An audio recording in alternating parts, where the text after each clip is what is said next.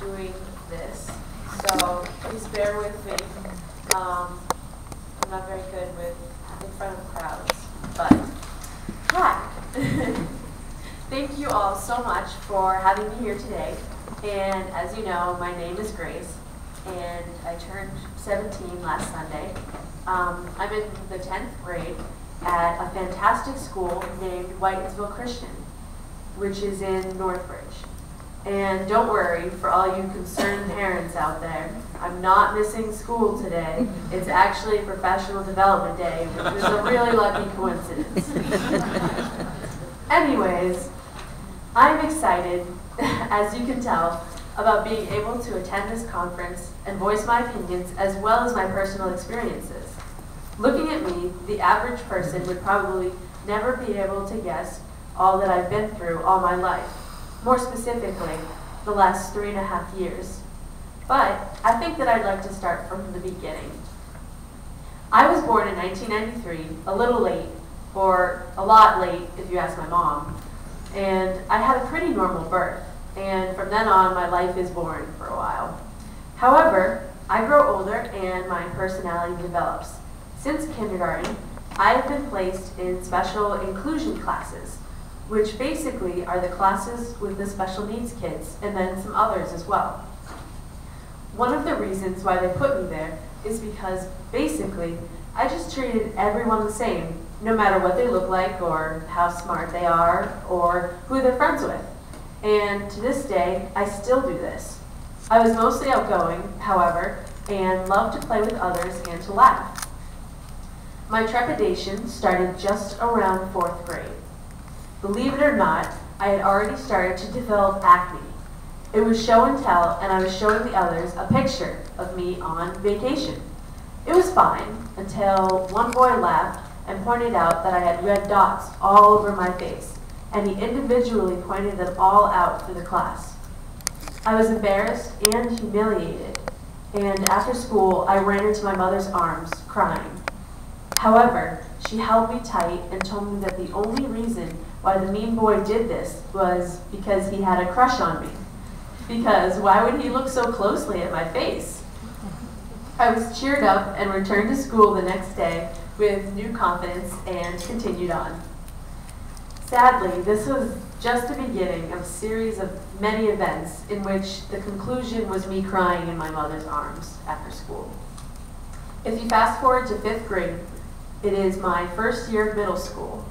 I had 3 best friends who in 4th grade I had mostly spent my time with, mostly at recess.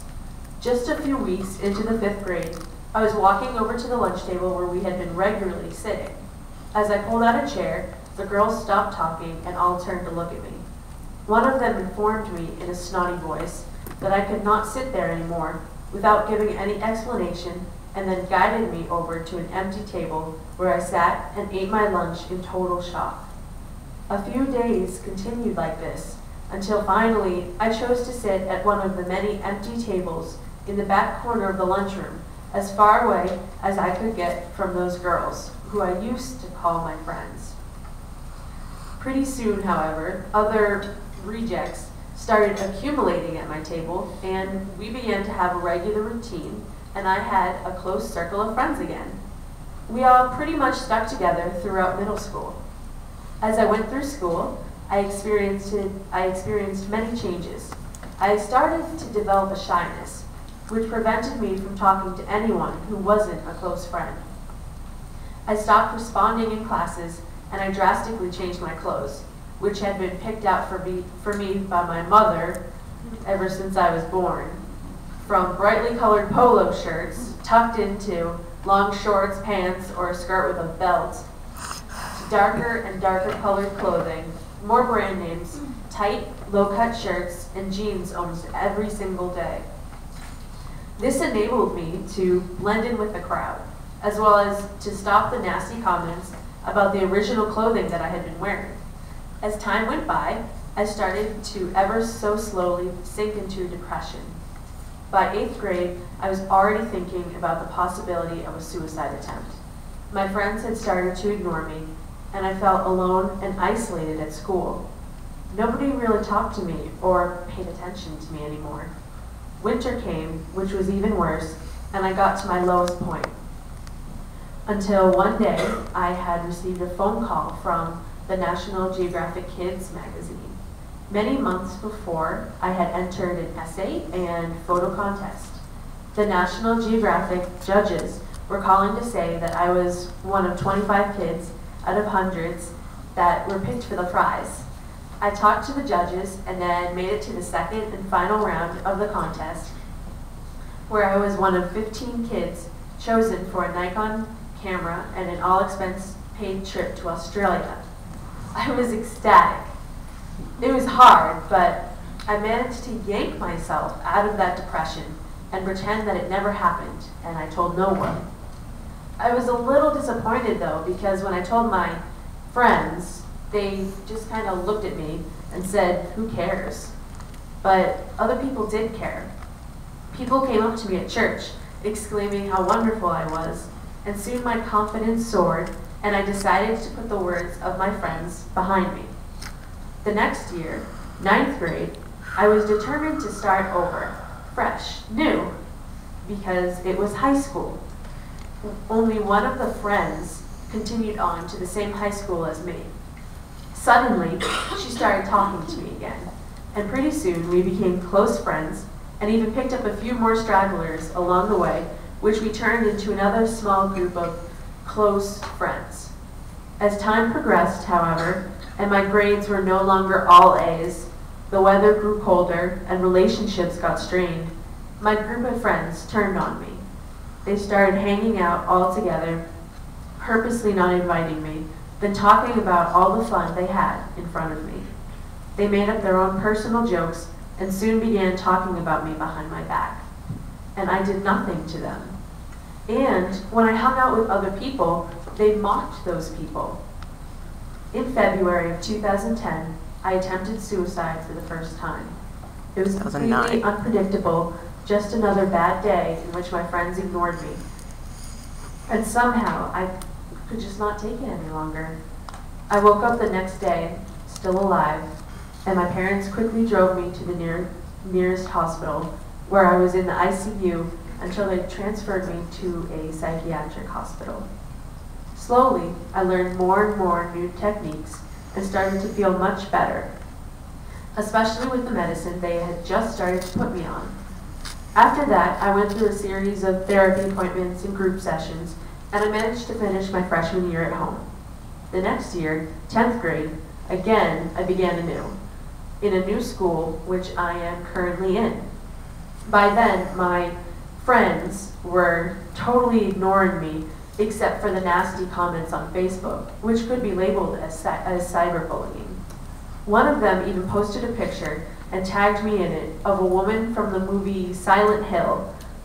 She was a religious fanatic who killed a child or something, and they were all posting mean comments and laughing about what a religious freak I was.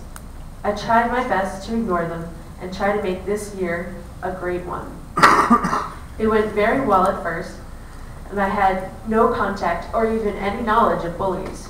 It was such a positive, friendly learning environment that I started to express myself more and more through clothing and through academics. However, I soon sunk into a horrible depression again, mainly because of the chemicals in my body and the genes I was born with. I planned out my suicide and in December attempted it. It was very well thought out, however, I was soon found and taken to a hospital. When I was finally healthy again, they transferred me to another psychiatric hospital where I resided for many months. The reason why I'm telling you all this is because I want you to understand how much of an effect bullying has had on me. I'm not just some random teenager who speaks about her experiences and whines about it, then goes home, the end. I really, really, truly care about this subject. I can't tell you how much pain and suffering I endured because of the bullying. I went through many more experiences that I haven't mentioned. I don't want someone else to have to go through the same pain that I went through, but maybe even have a suicide attempt that is actually successful. I would like to impact as many people as possible with my suggestions and testimony. Even if, after today, I only affect one person, one kid, somehow prevent them from experiencing any kind of pain close to the one I had, then I would consider my work to have been very successful. The most important thing about the prevention of bullying is to get the word out. Tell your children, your friends, your family, everyone. So far, we've all been sleeping, or we just close our eyes and pretend not to see it. We need to wake up and realize the extent of problems that bullying causes. Bullying is a real problem. It's happening all the time. Even as we speak, it is being done in some way, shape, or form. It starts out small with a few well-placed snide comments here and there, and soon grows to be a full-sized, horrible monster, which can lead to depression and to suicide. However, there are ways of preventing this and the horrible consequences that come with it. At a young age, children need to have ingrained in their head what bullying looks like and how not to engage in it. Also, teachers, administration, and other adults of authority need to be specially trained in recognizing and dealing with bullying. There can be no tolerance of bullying any longer. We need to put our fists down. We need to demand social equality. We need to show kids that they can come to school, no matter their differences, and show them that they're loved, respected, and accepted, and it's a safe environment where they can be themselves. Bullying really impacts the learning environment. If we take certain measures, we can greatly reduce bullying and make schools better and safer places for kids to be. All of us, we're all bystanders. There are bullies everywhere, some that don't even know that they're bullies. Bullies get their powers from others. If you take away a bully's audience, what do you have? Nothing. Nobody is there to encourage or help the bully do what he or she set out to do, bully. The smaller the audience, the less power the bully possesses. The less power the bully possesses, the less bullying they can do. So, it's up to us, adults as well as children. We need to take away the bully's audience and encourage more and more people to stand up for what is right. No matter how small, if we can make a positive difference in some child's world, we have succeeded.